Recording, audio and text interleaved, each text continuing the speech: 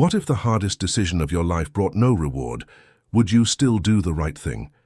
In a city torn between the gleam of its skyline and the grit of its forgotten boroughs, a boy grows up without toys, but with principles. When fate puts something valuable in his hands, he doesn't see an opportunity, he sees a choice. Instead of surrendering to hunger or bitterness, he decides to protect what isn't his. Because deep down, even when he's hurting, he still holds onto the gentle voice that told him, doing the right thing never weighs down your heart. If this story interested you, don't forget to subscribe to our channel and tell us what city you're watching from. Now, on with the story. The city of Southampton awoke as it always did, with the salty smell of the sea mixed with the diesel from the lorries that crossed the avenues heading towards the port. It was a city of violent contrasts, where glass buildings reflected the morning sun like mirrors of progress, while in the alleys near the docks, between old constructions and peeling walls, misery insisted on existing, stubborn and silent. For those who drove along the main avenues, the city seemed prosperous, organized, almost continental, with its well-tended gardens and wide promenades. But one only had to shift their gaze a few meters to the side, to cross a less busy street, to realize that there, as in so many other places in England, inequality was not just a statistic, but an open wound that bled every day. Gabriel was 10 years old and knew Southampton by its entrails. Not the Southampton of postcards, of bicycle rides on the seafront, or of flats with a sea view. Gabriel knew the Southampton of rusted containers, of alleys where the sun barely entered, of public squares where one slept with one eye open and the other almost shut, always alert. He didn't remember exactly when he had stopped having a home. The memories mixed like the waves of the sea, one covering the other, leaving only fragments of images that sometimes surfaced without warning. He remembered his mother, Mrs. Helen, a thin woman with calloused hands and a tired smile, who did laundry for others and sewed through the night to afford the rent on a tiny room in the Chapel Rise estate. He remembered the smell of bar soap, the sound of the old sewing machine his mother insisted on fixing herself, and her voice humming softly as she ironed other people's clothes. His mother had a phrase she always repeated, as if it were a prayer, as if it were a shield against the world that insisted on being cruel to them. Gabriel heard it almost every day, especially when he came back from the street bringing something he had found in the rubbish, a bottle to sell, a piece of metal that could fetch a few pence. Mrs. Helen would look at him with those deep brown eyes and say, in a gentle but firm voice, "What isn't yours weighs on the heart, even if the world says no one cares." Gabriel didn't quite understand what that meant when he was younger, but the phrase had stuck in his head like chewing gum on a shoe, impossible to remove. Then the illness came. It came slowly, like a shadow that gradually takes over a room until there is no more light.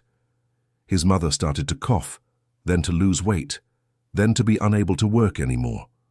The medicines were expensive, the health clinic far, the queues endless. Gabriel watched his mother waste away in a matter of months, saw her body become too small for her bones, saw the light in her eyes go out like a candle at the end of its wax. When she passed, she took with her what little stability was left in the boy's life. With no money for rent, Gabriel was evicted.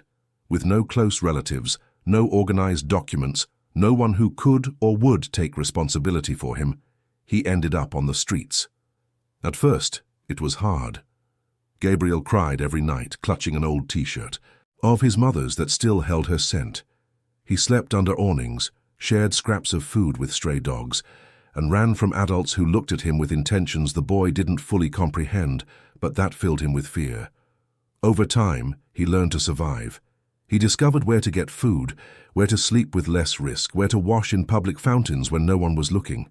He met other boys and girls in the same situation, formed fragile alliances, learned to distrust and trust at the same time, because on the streets the line between friend and foe was thinner than a strand of hair.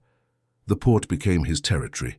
There, among containers stacked like giant building blocks, between lorries that came and went loaded with goods from all over the world, Gabriel found things that other people threw away. Sometimes it was food still in its packaging. Sometimes it was clothes that could be worn or sold. Sometimes it was just rubbish, but Gabriel sifted through everything with the patience of a prospector. He didn't steal. That was a line he refused to cross, even when hunger gnawed at him so intensely it felt like his stomach would eat him from the inside out. He remembered his mother, her phrase, and it was like an invisible wall that stopped him from taking what wasn't his. That May afternoon, the sky was heavy with grey clouds that threatened rain but didn't deliver, as if they were just mocking the city. Gabriel was near the containers in the port area where the big companies dumped their waste in industrial skips. It was a dangerous place, full of maneuvering lorries, but it was also a place where one could sometimes find real treasures, at least for someone like Gabriel. He had just pulled a torn plastic bag from a skip when he saw, half hidden among wet papers and packaging scraps, an envelope. It wasn't an ordinary envelope. It was thick, the kind used for important documents, made of sturdy brown paper. In the top right corner there was a logo printed in blue and gold, elegant and sophisticated. Gabriel picked up the envelope carefully, wiping away the dirt clinging to the edges. The logo was from a company he knew by name, because he saw its name emblazoned on buildings, on lorries, on billboards around the city. Alvarenga Group, Imports and Logistics. It was one of the biggest companies in Southampton, perhaps in the entire county. Gabriel felt the weight of the envelope in his hands. There was something inside, that was certain. Papers, lots of papers. His first reaction was curiosity, to open it and see what was inside, but then his mother's voice echoed in his head, as clear as if Mrs. Helen were right beside him, whispering in his ear. "What isn't yours weighs on the heart." Gabriel closed his eyes for a moment.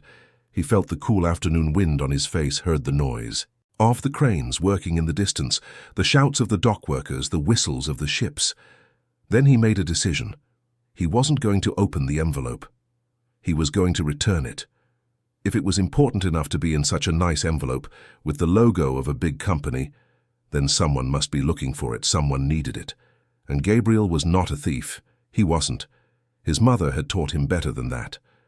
He tucked the envelope carefully under his t-shirt, protecting it from the wind and damp, and left the port walking. Slowly, thinking about what he was going to do. At night, when he finally found a relatively safe place to sleep, a space under a staircase at the back of an abandoned commercial building, Gabriel used the envelope as a pillow.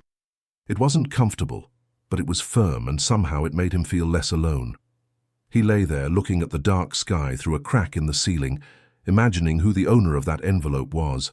He imagined a man in a suit, important, perhaps desperately searching for those papers. He imagined that by returning the envelope, perhaps, the man would give him a few quid, or maybe even a real job. But it wasn't for the reward that Gabriel wanted to do it. It was because it was the right thing to do. It was because his mother would have done the same. The next morning, Gabriel woke up with the sun on his face.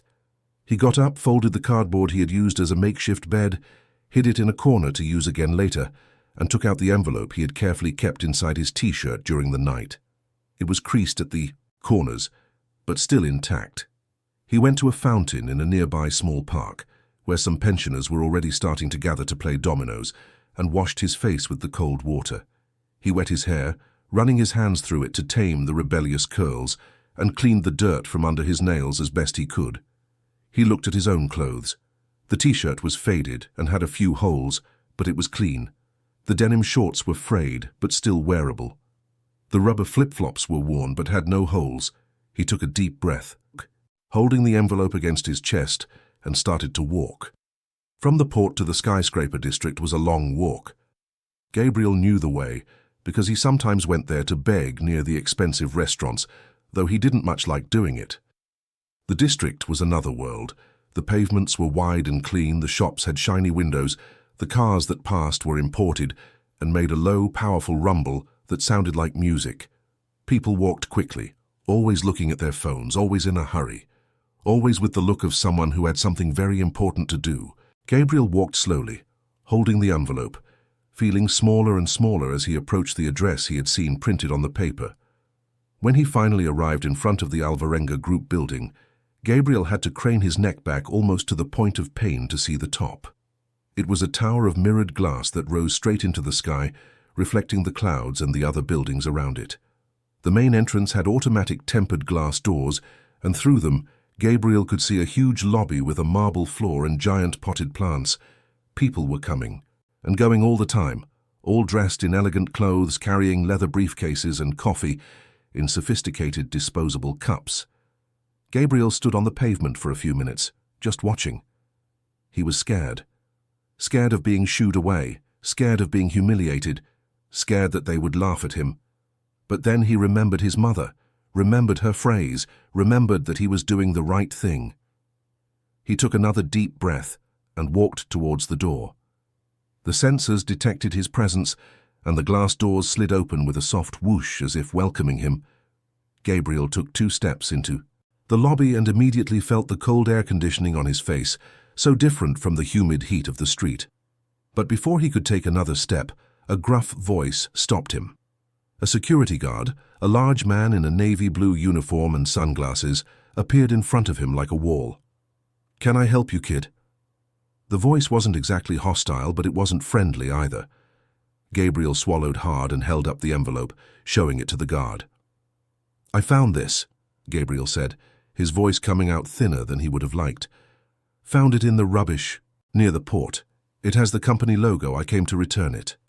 The guard looked at the envelope, then at Gabriel, then back at the envelope. His expression was one of suspicion. "Stay here," he ordered, and stepped back a few paces, saying something into the radio attached to his belt. Gabriel stood there, feeling the stares of everyone passing through the lobby. Some cast quick, curious glances, others looks of disguised disgust, while others didn't look at all, as if Gabriel were invisible.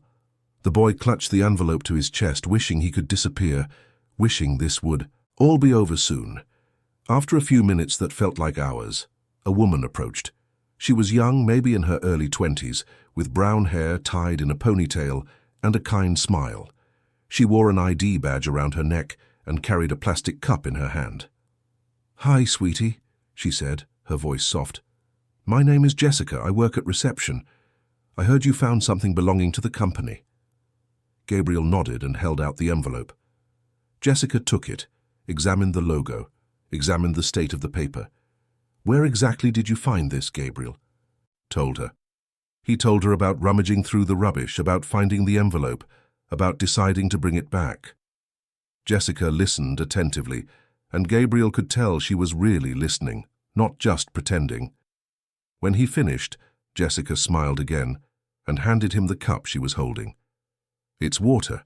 You must be thirsty after walking all this way." Gabriel took the cup with both hands, as if it was something precious, and drank slowly, feeling the cool water go down his dry throat. "Thank you," he murmured. But before Jessica could say anything else, a sharp voice echoed through the lobby, making them both turn. "What is going on here?" The voice came from a woman who was striding towards them with firm, determined steps. She wore an impeccable beige-tailored suit, high heels that clicked on the marble floor like hammer blows, and carried a leather briefcase under her arm. Her blonde hair was in a perfect bun, her makeup was discreet but flawless, and her gaze was as cold as ice. Gabriel didn't know who this woman was, but he felt a shiver run down his spine as she stopped in front of him and looked down, with an expression of utter disdain. This was Valerie Antunes, administrative director of the Alvarenga Group, and one of the most powerful people in the company. Jessica immediately straightened up, adopting a more formal posture. "Dr. Antunes, this boy found an envelope with the company logo and came to return it." Valerie snatched the envelope from Jessica's hands and examined it with critical eyes. It was dirty, creased, clearly from the rubbish. She raised an eyebrow and looked at Gabriel as if he were an insect. "And what do you want in return?" The question came out dry, direct. Gabriel blinked, confused. "Nothing, Mum, I just wanted to return what isn't mine." Valerie let out a short, humorless laugh. "Oh, how convenient. A street kid shows up with an envelope he claims to have found in the rubbish and wants nothing?" She looked around at the employees who were starting to gather discreetly to watch the scene. "Do you believe this? No one does anything for free in this world." She turned back to Gabriel, pointing the envelope at him like a weapon. "This is rubbish. If it was in the rubbish, it's because someone threw it away. There's nothing important in here. You probably thought you'd get some money out of this, didn't you? Came to return the little piece of trash, and now you want a reward. How clever." Gabriel felt his face flush. It wasn't shame. It was indignation. He hadn't come here to be humiliated. He hadn't come expecting anything. He had come because it was the right thing to do, because his mother had taught him so. But the words wouldn't come out. His throat was tight, his eyes beginning to sting. Valerie continued, now addressing the security guard. "Remove this boy from here, immediately. I don't want people like this inside my company. And you, Jessica, get back to your post. We don't have time to waste on this." Jessica looked at Gabriel with an expression of pity, but said nothing. The security guard was already moving towards the boy when Gabriel finally found his voice. "I just wanted to do the right thing," he said, quietly but firmly. "My mother taught me that what isn't yours weighs on the heart. I don't want anything from you. I just wanted to return it, that's all." And then, without waiting for a reply, Gabriel turned and walked back towards the automatic doors, which opened for him to leave. His cheeks were burning, not with shame, but with anger. Anger at that woman, at the world, at the injustice of it all. He was almost across the street when he heard hurried footsteps behind him. It was Jessica, running with difficulty in her low-heeled shoes. "Gabriel, wait." She caught up to him and pushed something into his hands. It was a warm cheese roll, wrapped in a paper napkin. "I'm so sorry about what happened in there," she said, her voice full of sincerity. "You did the right thing. Don't let anyone tell you otherwise, okay?" Gabriel looked at the roll, then at Jessica, and felt his eyes sting again, but this time for a different reason. "Thank you," he whispered. Jessica smiled, squeezed his shoulder lightly, and hurried back to the building. Gabriel stood there on the pavement, holding the wrapped roll, the pleasant smell rising to his nose. Then he started walking back towards the port, slowly, chewing the roll bit by bit, letting the taste of melted cheese fill his mouth and for a few moments make the world seem a little less cruel.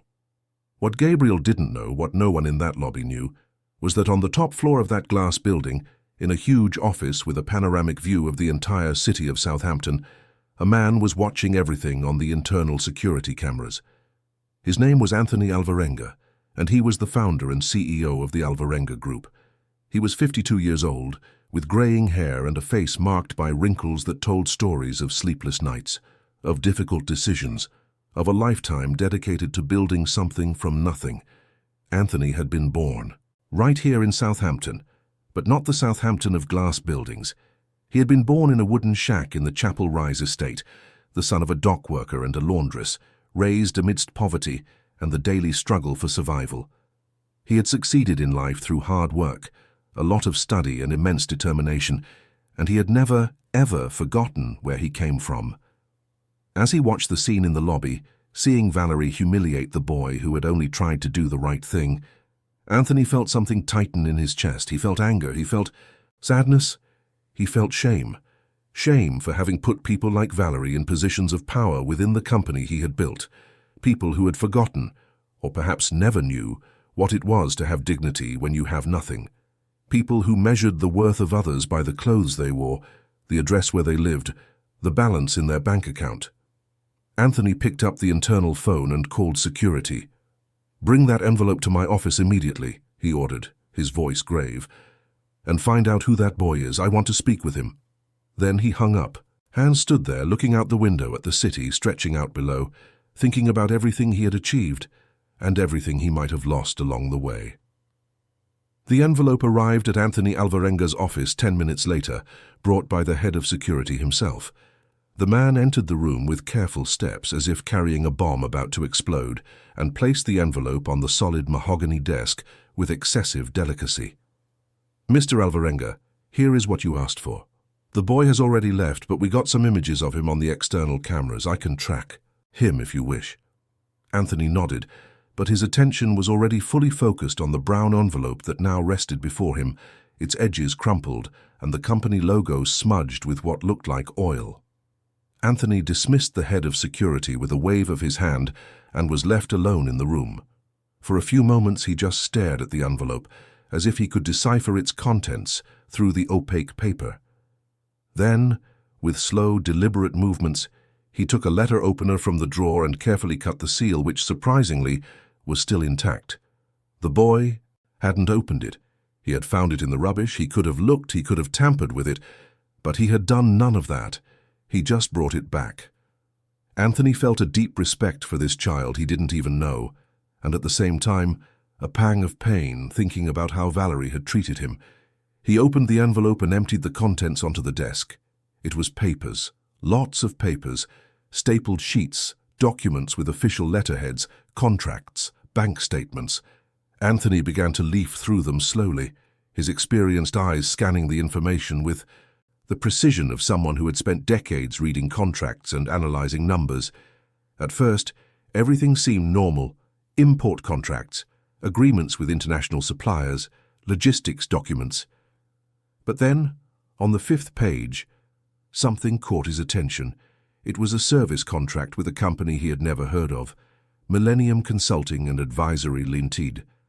The value of the contract was high, very high, £500,000 a month for administrative consulting services. Anthony frowned. He knew all the important contracts in the company, or at least he was supposed to. It was part of his job, even though he had delegated many operational functions in recent years due to health problems. He kept reading. There was a signature at the bottom of the contract. His signature, or at least something that looked very much like his signature.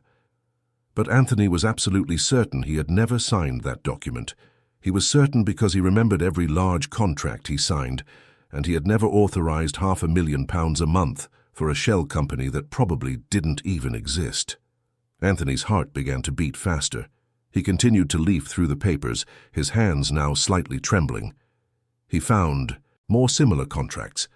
He found bank statements showing regular transfers to accounts of companies with generic names. He found falsified invoices. He found a complex network of financial diversions that had probably been operating for months, perhaps years, right under his nose.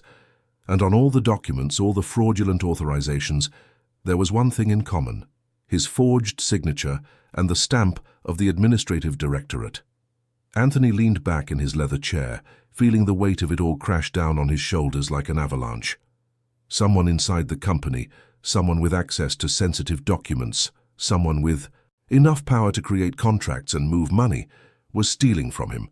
They were stealing from the company he had built with his own hands, brick by brick, contract by contract, and worst of all, he had a very strong suspicion of who that person was.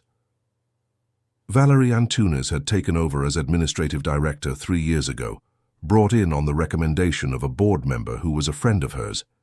Anthony had agreed to the hiring because she seemed competent, efficient, someone who could take the administrative weight off him and let him focus on expansion strategies. But perhaps it had been a mistake. A huge mistake. Anthony spent the rest of the afternoon locked in his office, calling the company's legal department, his personal accountant, people he trusted. He requested a complete and discreet audit of all financial transactions from the last 3 years. He asked them to trace the companies listed in the fraudulent contracts, and he asked them to do it all in absolute secrecy, because if Valerie knew she was being investigated, she could destroy evidence or flee with the money. Around 7 in the evening, as the sun was setting over Southampton and the sky turned shades of orange and pink, Anthony finally got the confirmation he feared. The companies listed in the contracts were all phantoms, registered at false addresses, with partners who were fronts, and they had all been created shortly after Valerie took over the administrative directorate. The money trail was as clear as crystal water for those who knew where to look. Valerie had embezzled more than £10 million from the company in the last 3 years. Anthony felt a mixture of anger and disappointment so intense that for a moment he thought he was going to have a heart attack. But he couldn't afford to have a heart attack now. He had to act. He had to expose this fraud and ensure that Valerie paid for everything she had done. But before that, there was something else he needed to do. He had to find that boy. The boy who had returned the envelope, even though he could have thrown it away, even though he could have tried to sell it or blackmail him. The boy who had more integrity in his little finger than Valerie had in her entire body. Anthony called security again. "Have you found the boy?" The answer came quickly.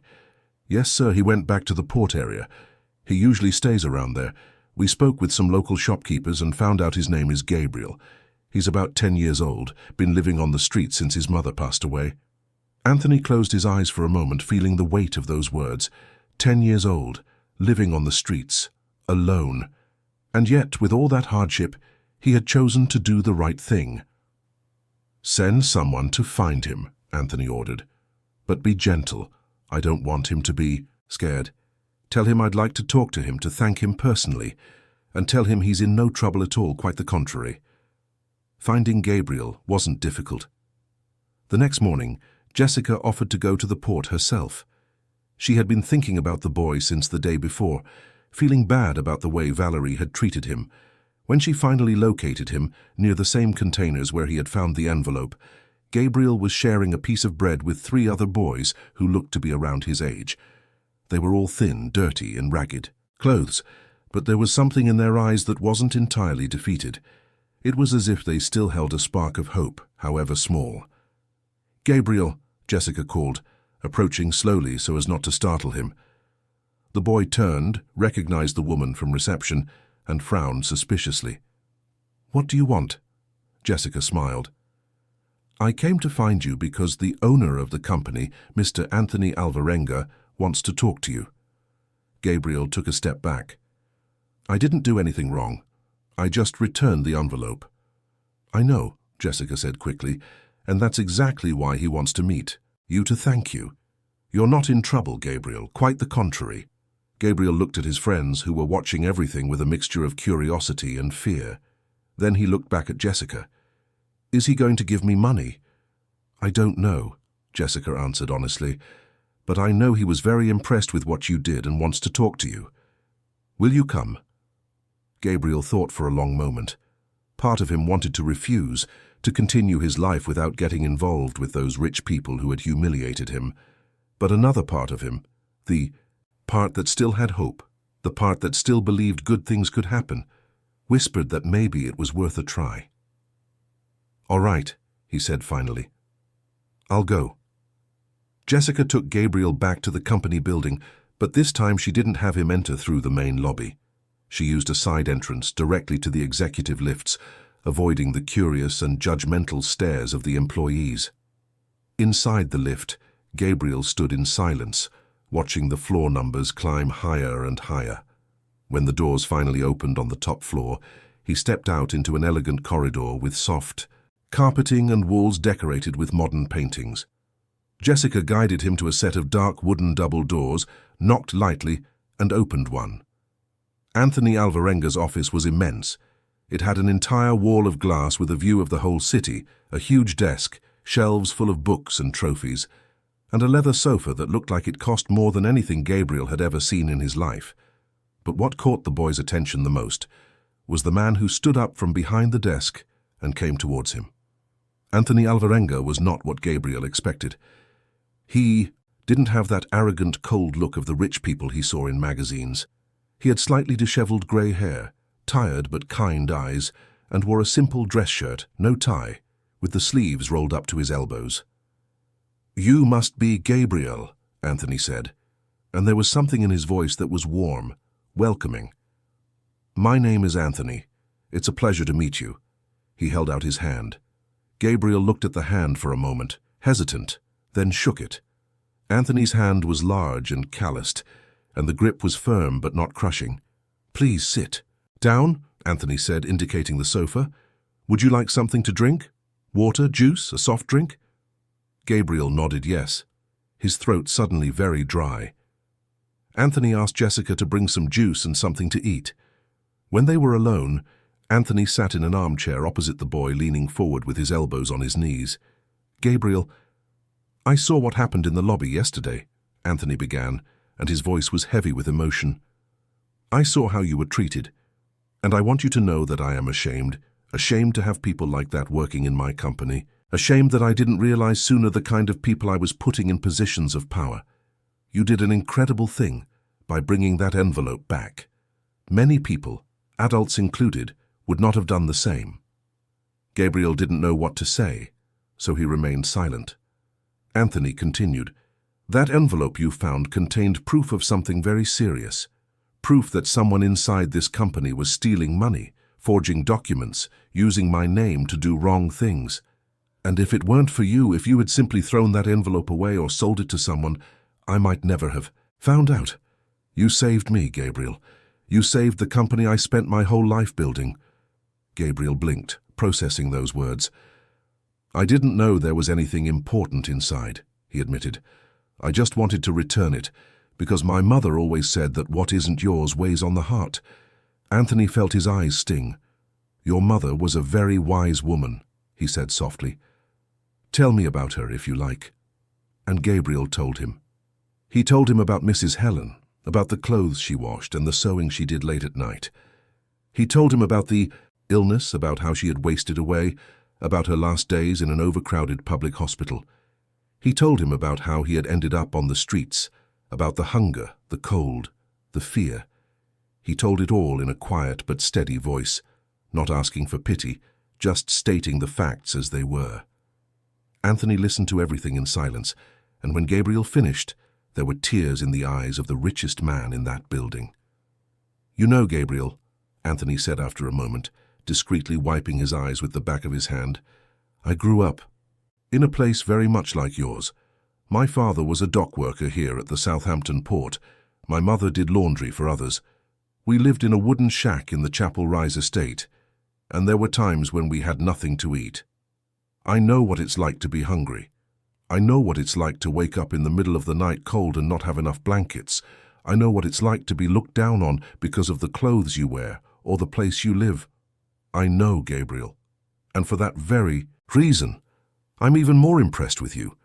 Because even after going through all that, you haven't lost your dignity. You haven't lost your values." Jessica returned with a tray full of sandwiches, juice, and fruit. She placed it all on the coffee table and left discreetly. Anthony encouraged Gabriel to eat, and the boy didn't need to be asked twice. He was starving. While Gabriel ate, Anthony explained what would happen in the coming days. He was going to call an extraordinary meeting of the board of directors to expose the fraud.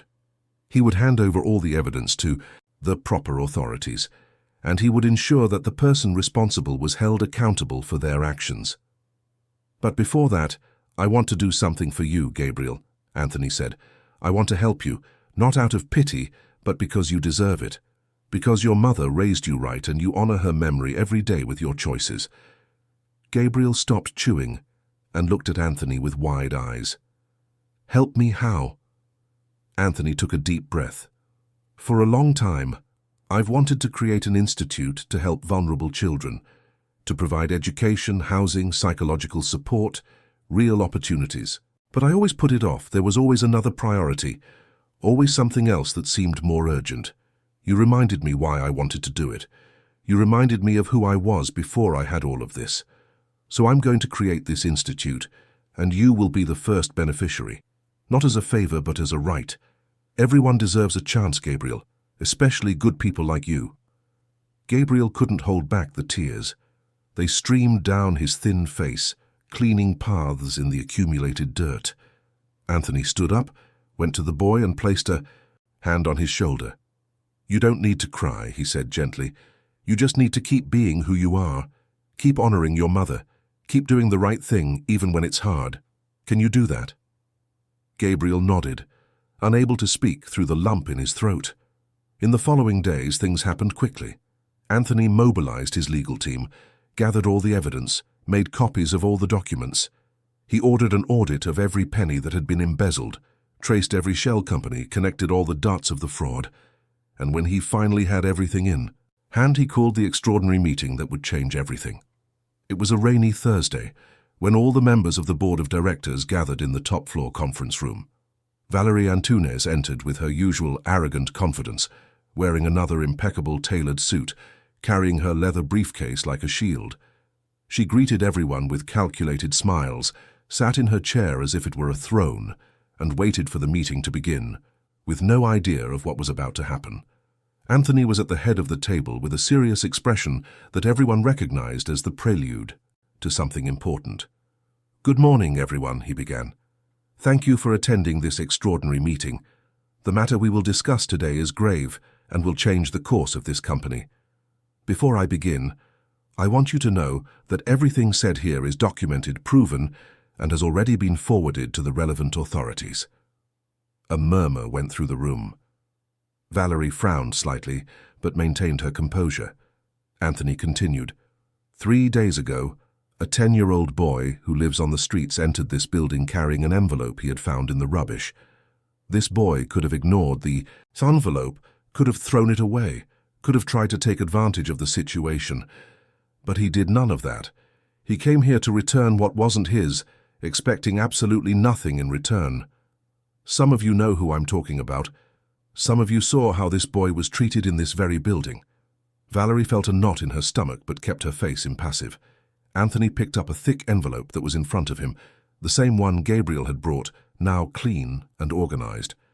Inside this envelope, he continued, were documents exposing a systematic fraud that has been happening in this company for at least 3 years.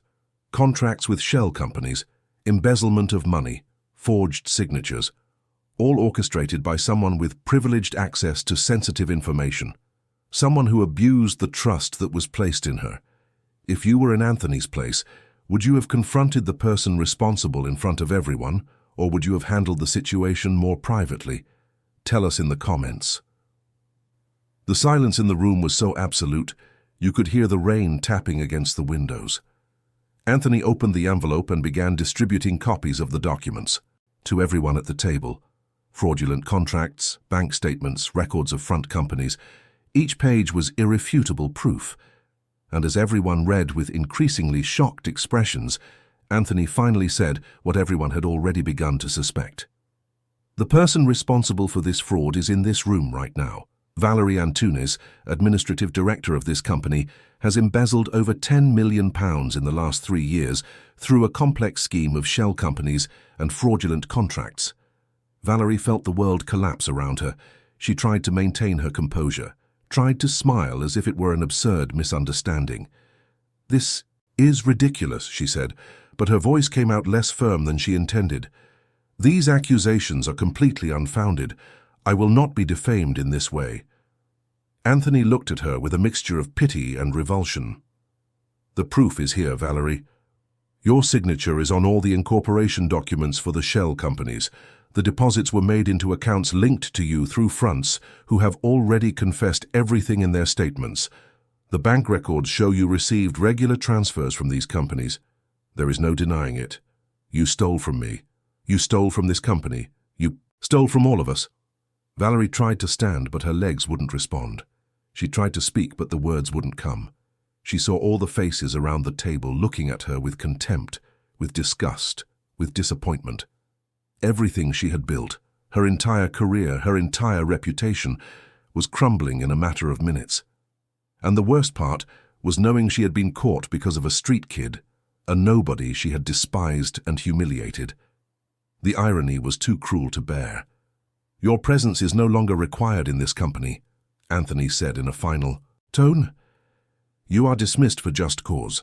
The authorities are being notified and you will answer criminally for everything you have done. I suggest you find a lawyer." 2 security guards entered the room as if they had been summoned beforehand. Valerie stood up finally on wobbly legs, her face pale. She said nothing more. She just picked up her handbag and left the room under escort, leaving behind the power, the status, and the life she had built on lies and theft. When the door closed behind her, Anthony looked at everyone present at the table and continued. Anthony took a deep breath before continuing to speak to the board of directors. He was still processing everything that had just happened: Valerie's expulsion, the exposure of the fraud, the breach of a trust that should never have been broken. But he had no time to dwell on it. He had important things to announce, changes that needed to be made, a company that needed to be rebuilt on a more solid and humane foundation. He looked at each of the faces around the table, people who had worked with him for years, some for decades, and saw in them the same shock and indignation he himself felt. "I know you're all shaken by what we've just discovered," Anthony said, his voice firm but filled with emotion. "I am too. But we cannot let this destroy what we have built together. This company was born from solid values, from honest work, from respect for people. And it is to those values that we must return. That is why I want to announce an important change that I have been planning for a long time, but never found the right moment to implement. Everyone paid close attention, momentarily forgetting the scandal that had just erupted. Anthony continued, "I am going to create the Alvarenga Institute for Social Development. It will be a non-profit organization, funded by company resources and partnerships we will seek, dedicated to helping vulnerable children and adolescents. We will offer quality education, psychological support, professional training, temporary housing when necessary, and above all, dignity and hope.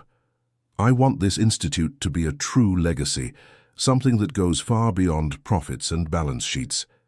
There were murmurs of approval around the table. One of the board members, an elderly gentleman with white hair named Dr. Mario, who had been a minority partner of Anthony's since the company's early years, raised his hand. "Anthony, we all know this has always been a wish of yours, and I think I speak for everyone here when I say that we fully support this initiative. But may I ask, what made you decide that now was the right time?" Anthony gave a sad smile. "A 10-year-old boy reminded me of what truly matters. He reminded me of who I was before I had all this, and he made me realize that if I don't do something now, I might never do it." He then told Gabriel's story in detail. He told them about the envelope found in the rubbish, about the boy's decision to return it instead of ignoring it, about the humiliation he had suffered at Valerie's hands, about the story of his mother and how he had ended up on the streets. When he finished speaking, there wasn't a dry eye in the room. Dr. Mario cleaned his glasses with a handkerchief, clearly moved. "Will this boy be the first beneficiary of the Institute?" Anthony nodded.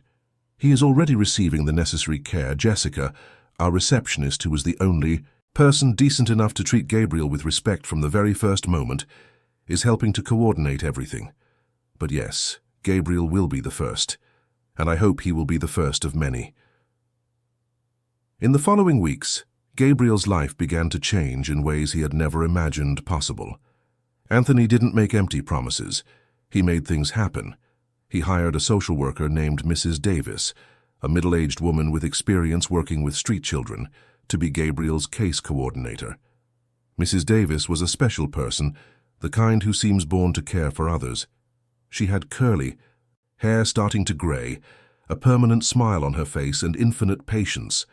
The first day she met Gabriel, she didn't treat him like a poor thing or a social project. She treated him like a person, with dignity and respect. "Hello, Gabriel," she said, shaking his hand firmly. "My name is Regina Davis, and I'll be working with you over the next few months to make sure you have everything you need to build a better life. But I want to make one thing clear from the start. I won't do things for you. I will do things with you. You will have a voice. You will have choices. You will participate in all decisions about your life. Is that okay with you?" Gabriel, who was used to adults making decisions for him or simply ignoring his existence, was surprised. He nodded. Yes, still processing that someone was actually asking his opinion about something. The first step was to take care of his health. Gabriel underwent a battery of complete medical exams. They found he was malnourished, anemic, had several vitamin deficiencies and dental problems that needed to be treated. Nothing too serious if treated in time, but all to be expected from a child who had lived on the streets. He began a supervised nutritional treatment, with balanced meals 3 times a day. At first, Gabriel ate as if each meal were his last, quickly and afraid that someone would take his food away. But gradually, as he realized that food came regularly, he began to eat more slowly, to savor it, to choose what he liked and didn't like. Mrs. Davis secured a place for Gabriel in a temporary municipal shelter that had a partnership with the institute Anthony was creating. It wasn't a luxurious place, but it was clean, safe, and had trained social educators. Gabriel got a bed of his own with clean sheets and a soft blanket. The first night, lying in that bed, looking at the white-painted ceiling, Gabriel cried. He cried with relief. He cried for his mother. He cried out of fear that it was all just a dream and he would wake up back on the cardboard at the port. But it wasn't a dream. It was real. Alongside his health and housing care, psychological support also began. Gabriel was introduced to a psychologist named Dr. Patricia, a young woman with kind eyes who had worked with traumatized children for many years. The first sessions were difficult. Gabriel didn't want to talk, didn't want to open up, afraid that if he told everything he felt, everything he had been through, he would be considered weak or problematic and lose the help he was receiving. But Dr. Patricia didn't push. She just sat there, available, creating a safe space where Gabriel could be himself without fear of judgment. Gradually, Gabriel began to talk. He talked about his mother, about the day she died, about the fear he felt every night on the streets, about the loneliness, the hunger, the feeling of being invisible to the world. He also talked about the anger he felt, the injustice of it all, why him and not other children, why his mother had to get sick, why the world was so cruel. And Dr. Patricia listened to it all, validated every feeling, helped Gabriel understand that everything he felt was normal, expected, human. "You've been through things no child should ever go through, Gabriel," she said in one of their sessions. "And the fact that you are here, alive, sane, trying to build a better life shows how strong you are. Never doubt your strength." While all this was happening, Anthony worked tirelessly on the formal structuring of the institute. He hired a team specialized in NGO management, opened a specific bank account for the institute's funds, and began seeking partnerships with schools, universities, and companies willing to contribute. The news of a billionaire businessman creating a social institute after being saved by a street boy spread through the media like wildfire. Reporters wanted to interview Anthony, wanted to interview Gabriel, wanted to photograph, film, and turn it all into a sensationalist story.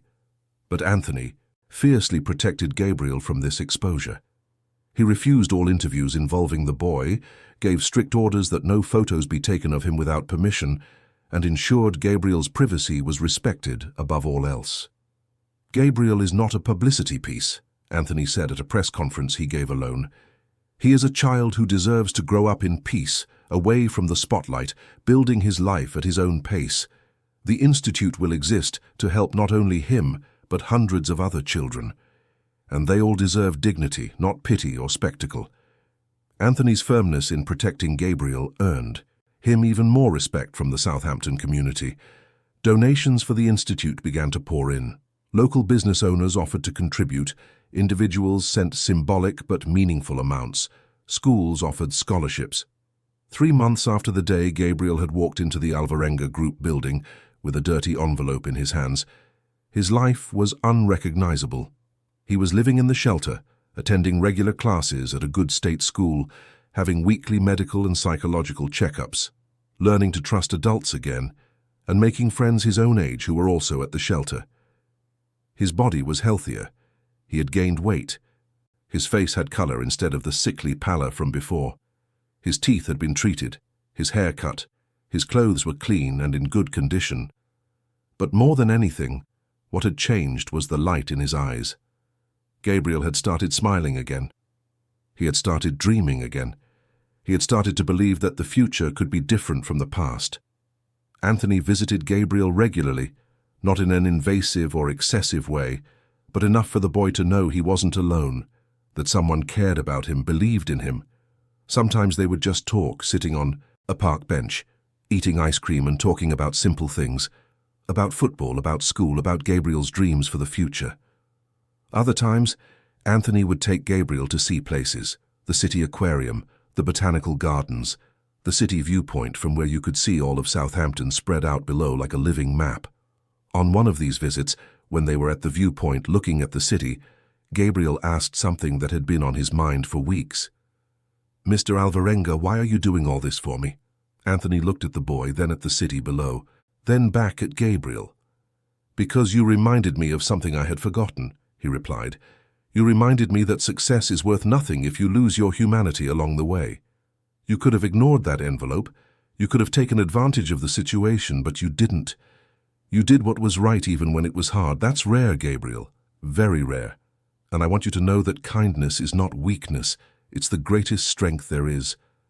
Gabriel was silent for a moment, processing those words. Then he said quietly, "My mother used to say that doing the right thing sometimes hurts, but it's what lets you sleep peacefully at night."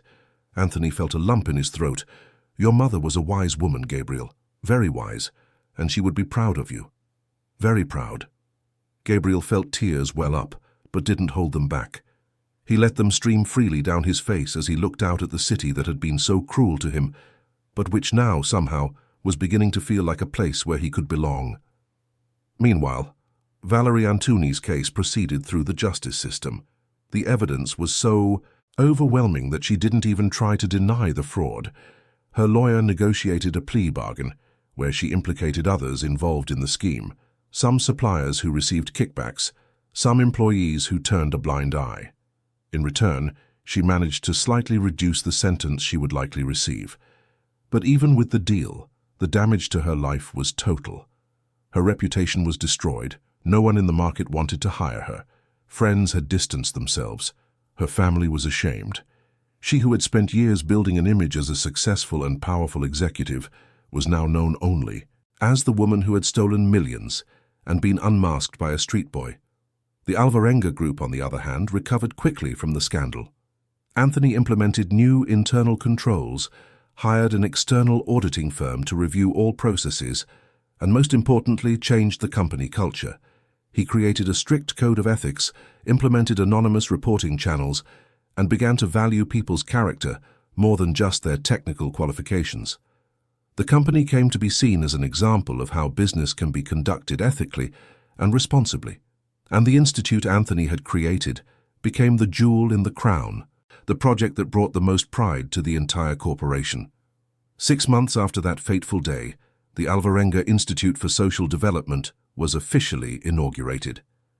Anthony had bought and renovated an old building in the center of Southampton, transforming it into a welcoming and functional space. It had classrooms, a library, a computer lab, a common area, consulting rooms for psychological and medical care, a community kitchen, and even a small sports court on the roof terrace. The staff consisted of social educators, psychologists, social workers, and teachers, all trained and committed to the mission of transforming lives. The inauguration was set for a sunny Saturday in November. The ceremony was to be small, intimate, with only a few local authorities, institute partners, company board members, and, of course, the first children to be served, including Gabriel. Anthony had prepared a speech, but when it was his turn to speak with everyone gathered in the institute's inner courtyard, the prepared words seemed insufficient. He looked at the children sitting in the front row chairs, all dressed up in new clothes, their eyes shining with expectation, and felt an emotion so great that he could barely begin to speak. "When I was a child," Anthony began, his voice thick with emotion, "I lived in a wooden shack in the Chapel Rise estate. My parents were manual laborers, honest people but without education, without opportunities. I grew up seeing inequality up close, seeing how some people had everything while others had nothing. And I promised myself that if I ever succeeded, if I ever made it, I would use it to help those who were still struggling. But I confess, I lost sight of that. I got so busy building the company, accumulating wealth, that I forgot that promise until a 10-year-old boy reminded me of it. He sought out Gabriel with his eyes, and the boy sitting in the front row next to Mrs. Davis felt his cheeks flush with the attention. Anthony continued, "Gabriel could have ignored an envelope he found in the rubbish, but he didn't. He could have tried to take advantage of the situation, but he didn't.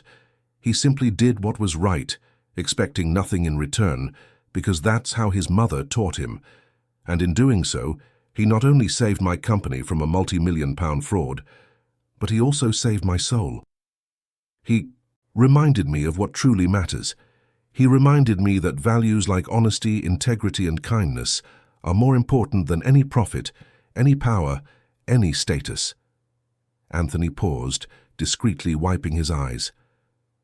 "This institute exists because of Gabriel, but it will exist for all the children and adolescents who need a chance, an opportunity, someone to believe in them. We will not offer charity. We will offer dignity. We will not offer pity. We will offer respect and real opportunities. And I hope that from here will come people who will transform not only their own lives, but the life of our entire society.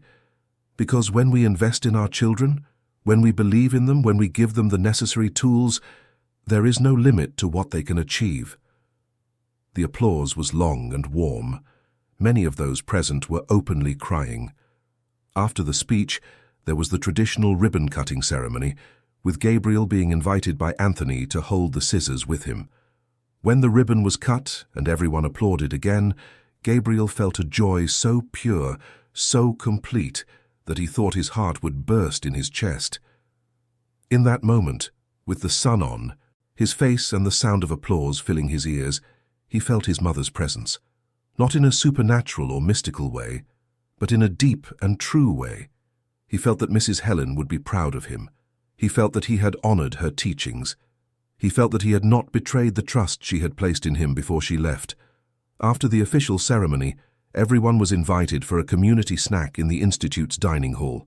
There were savory pastries, cakes, juices, and soft drinks, all made with care by the kitchen team.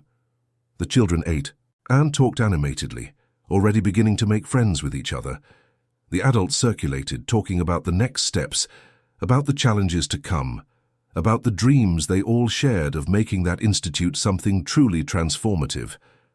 Jessica, the receptionist who had been the first person to treat Gabriel with kindness on that distant day, was there too, talking with Mrs. Davis about ideas for extracurricular activities. Anthony circulated through the dining hall, greeting everyone, thanking partners and donors, but always keeping an eye on Gabriel. He saw how the boy interacted with the other children, still a bit shy, but visibly more confident than he was months ago. He saw how he smiled, how his eyes shone, how he seemed to be finally finding his place in the world. And Anthony knew with absolute certainty that he had done the right thing, that all the money invested, all the time dedicated, all the effort expended had been worth it. At the end of the afternoon, as the guests began to leave and the bustle in the institute subsided, Anthony called Gabriel for a private conversation. They went to the institute's library, a cozy space with wooden shelves full of new books, comfortable armchairs, and large windows that let in the light of the setting sun. They sat side by side in one of the armchairs and remained there in silence for a few moments, just enjoying the tranquility of the place. "Gabriel," Anthony said finally, breaking the silence, "you know this institute exists because of you, but I also want you to know that you owe me nothing. You don't owe me eternal gratitude. You don't owe me blind loyalty. You don't owe me anything. What we did here was to recognize something that should be obvious, the right of every child to have opportunities, care, a future. Do you understand?" Gabriel nodded yes, but Anthony continued. "I want you to grow up knowing that your life belongs to you," Anthony went on, the words coming from his heart. "That you can make choices, follow your own paths, be whoever you want to be. You don't need to feel pressured to be perfect, to be an example to anyone, to live up to expectations. You just need to be yourself, honest, true, the way your mother taught you. The rest will fall into place naturally." Gabriel looked at Anthony with eyes full of emotion. "I know, Mr. Alvarenga, and I also know you didn't do all this expecting anything in return, but I want you to know that this has changed my life. It really has. Before I thought I had no future, that I would die on the streets like so many people do. Now I know I can be something. I can study, have a real job, help other people like you're helping me." Anthony smiled, his eyes welling up. "That's exactly it, Gabriel. You've grasped the essence of it all. It's not about you thanking me forever. It's about you living well, growing well, and when your time comes, helping other people too. That's how we change the world. One act of kindness at a time, one person helping another." The two sat there in the silent library, two human beings separated by decades of age and worlds of experience, but united by something much stronger than any difference. A shared belief that kindness matters, that doing the right thing matters, that every person has value regardless of where they come from or what they have. The weeks following the inauguration of the Institute were a whirlwind of activity. The children began regular classes, both academic and remedial, depending on each one's needs. There were workshops in art, music, and sports. The library was always full of children discovering the pleasure of reading. The computer lab was always in demand, with boys and girls learning to use computers, many for the first time in their lives. The common area transformed into a place of laughter, of budding friendships, of children finally being able to be children, instead of little adults fighting to survive. Gabriel particularly excelled in literature classes. He discovered he loved to read, that he loved getting lost in stories of other worlds, other lives, other possibilities. The English teacher, Mrs. Clark, a lady with colorful glasses and contagious enthusiasm, noticed the boy's talent and began to encourage him to write his own stories. At first, Gabriel was shy, thinking his stories weren't good enough, but Mrs. Clark was persistent. "You have a unique voice, Gabriel," she would say, "a perspective that few have. Writing about what you've lived, about what you've felt, can help other people who are going through the same things. It can make them feel less alone." So Gabriel started to write. Small pieces at first, just disconnected paragraphs about memories of his mother, about nights on the streets, about fear and loneliness. But gradually the texts grew, gained structure, became complete stories. And they were powerful stories, raw, honest, full of real emotion. Mrs. Clark was impressed with Gabriel's emotional maturity, with his ability to transform pain into art. In one of the monthly meetings Anthony had with the Institute's educators to monitor the children's progress, Mrs. Clark showed him some of Gabriel's texts. Anthony read every word with growing attention, feeling a deep pride, but also a sadness at seeing, in the boy's words, all the suffering he had endured.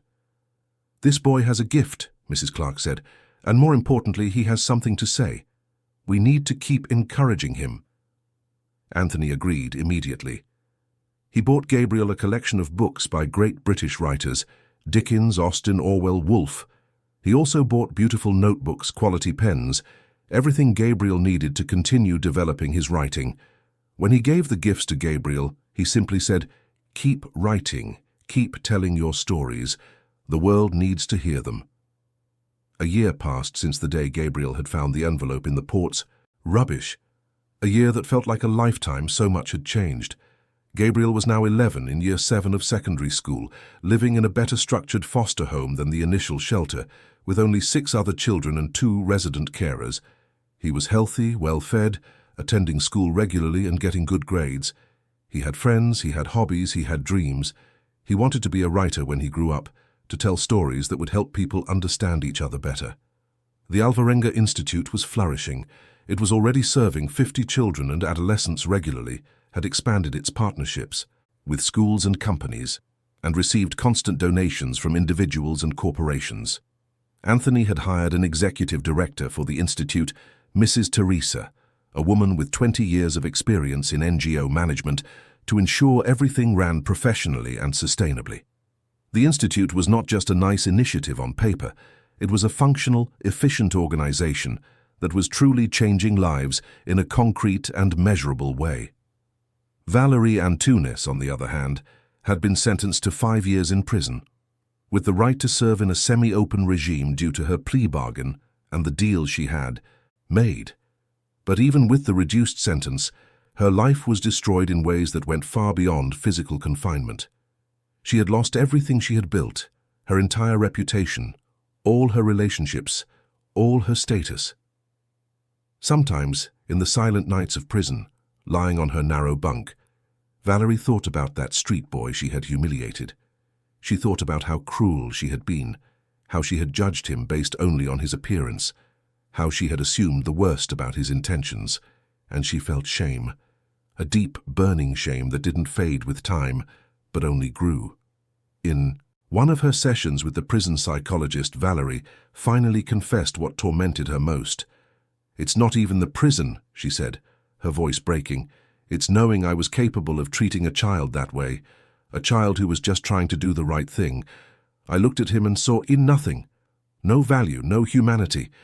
I just saw someone who didn't deserve my time or consideration, and now I realized that the one who had no humanity was me." The psychologist listened attentively. "And what can you do with that awareness now, Valerie?" Valerie wiped the tears streaming down her face. "I don't know if I can do anything. But maybe when I get out of here I can try to be a better person. I can try to make up for the harm I've done. I don't know if it will be enough, but I have to try." Meanwhile, life in Southampton continued its natural course. The city remained a city of contrasts, where wealth and poverty coexisted, where the sea lapped at the shores indifferent to human dramas, where the port continued to receive ships from all over the world. But now there was something different. There was the Alvarenga Institute, a beacon of hope amidst the inequality. There were stories of transformation happening every day, children who once had nothing now dreaming of bright futures. And there was Gabriel, the boy who had started it all simply by doing the right thing. On a Saturday afternoon, 2 years after that fateful day, Anthony invited Gabriel for an outing. They drove to the Chapel Rise estate, the same area where Anthony had grown up decades ago. They drove up the narrow, winding streets, past wooden and brick houses, children playing barefoot in the alleys, women hanging clothes on makeshift lines. Anthony stopped the car at a natural viewpoint, a high point on the hill from where you could see the whole city below. They got out of the car and stood there, observing the view. "I was born there," Anthony said, pointing to a specific area of the estate. "In that blue shack you see, or at least where a blue shack used to be a long time ago.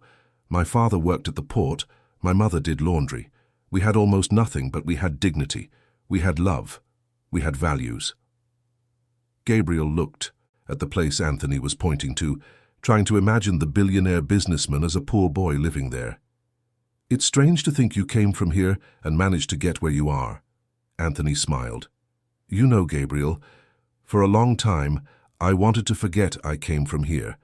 I wanted to erase this part of my history, pretend I had always been rich, always been successful. I was ashamed of my origins, but you reminded me that there's no shame in coming from the bottom. The shame is in forgetting where you came from. It's in losing your humanity along the way. It's in treating other people as inferior because of where they come from or what they have. You, at 10 years old and living on the streets, had more dignity than I did at 50 with billions in the bank. You taught me again what really matters." Gabriel was silent for a moment, processing those words.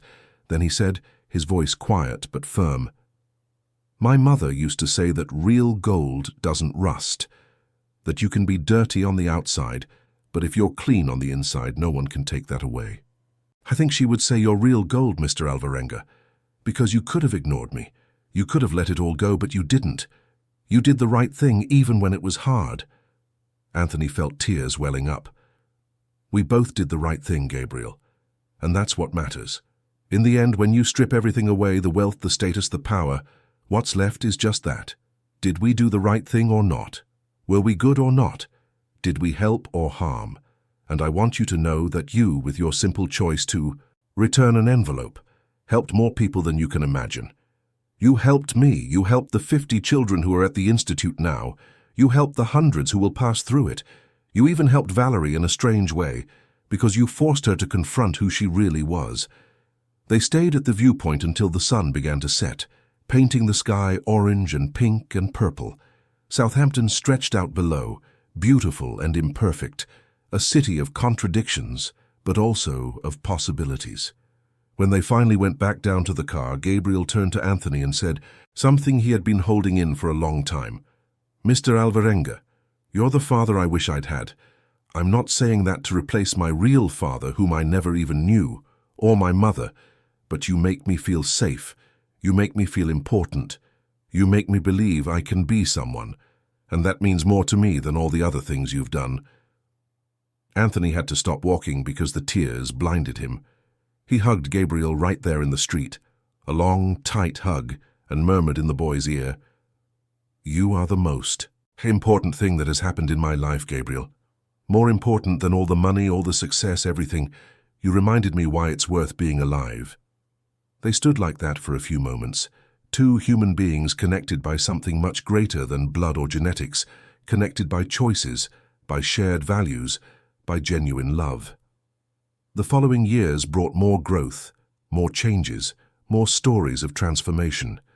Gabriel grew up, went on to his GCSEs, kept writing, continued to be a dedicated student.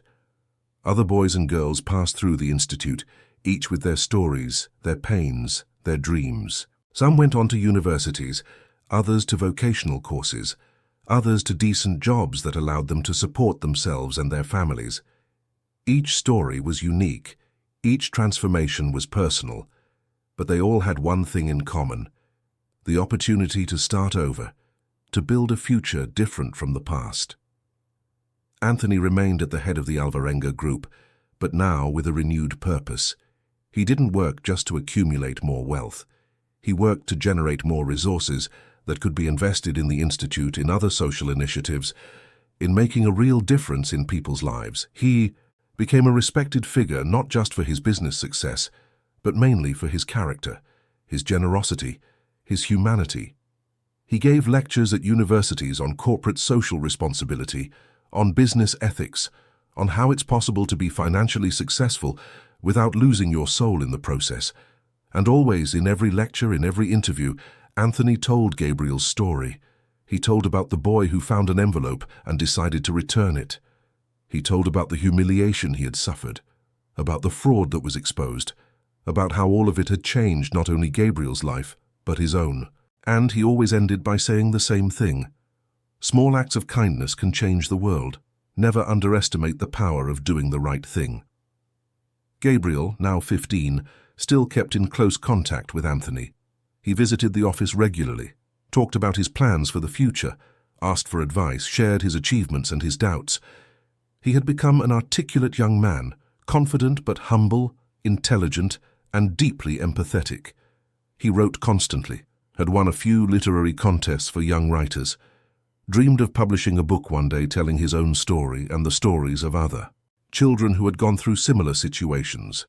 One December afternoon, with Southampton experiencing that characteristic humid summer heat, Gabriel was at the Institute helping to organize a Christmas party for all the children served.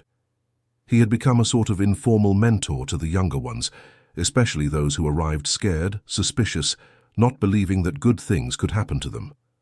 Gabriel understood exactly what they felt because he had felt the same thing.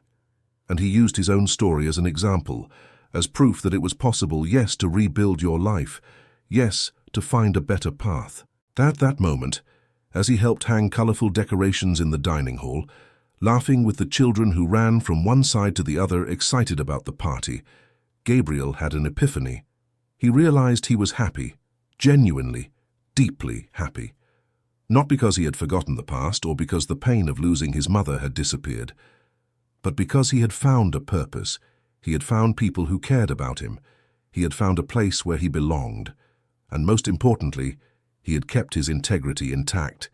He had not allowed the harshness of life to turn him into a bitter or cruel person. He had chosen every day to be the person his mother had raised him to be.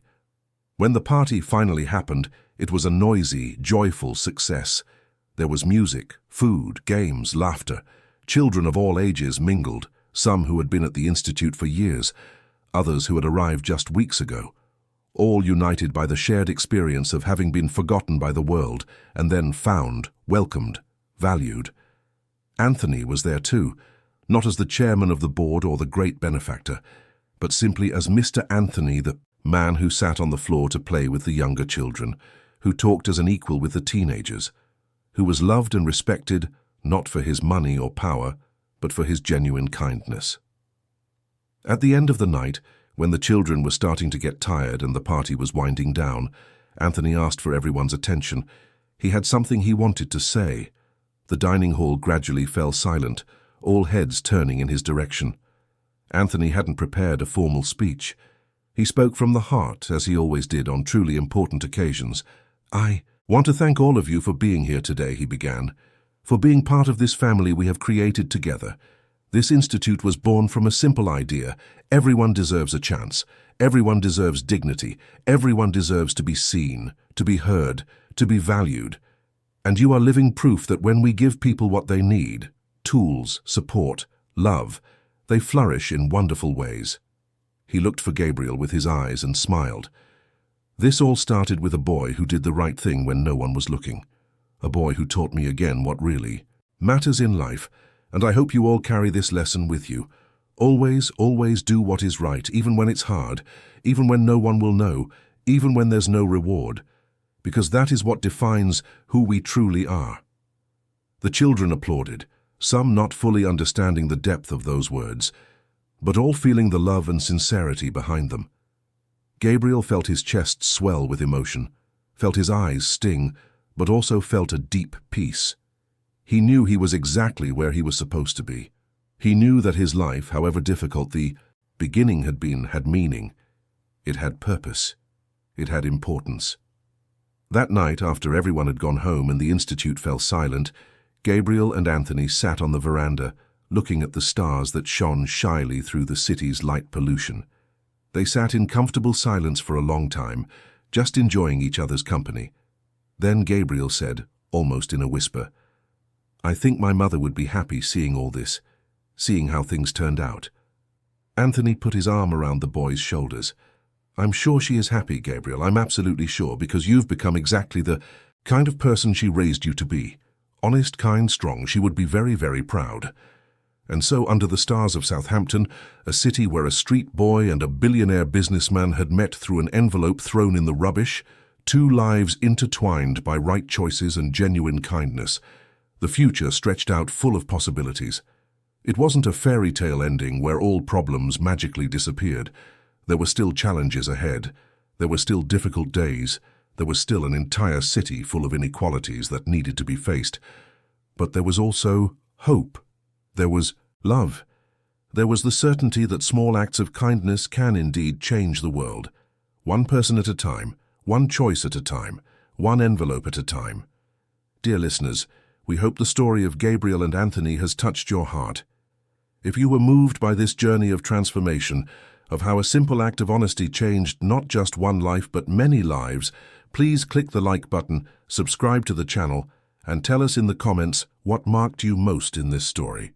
Would you do the same as Gabriel? Would you return the envelope even without expecting anything in return?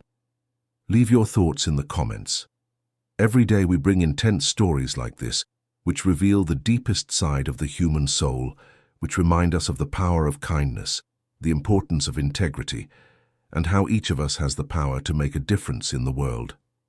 We look forward to seeing you in the next episode with another story that will stir your emotions and make you reflect on what truly matters in life. See you soon.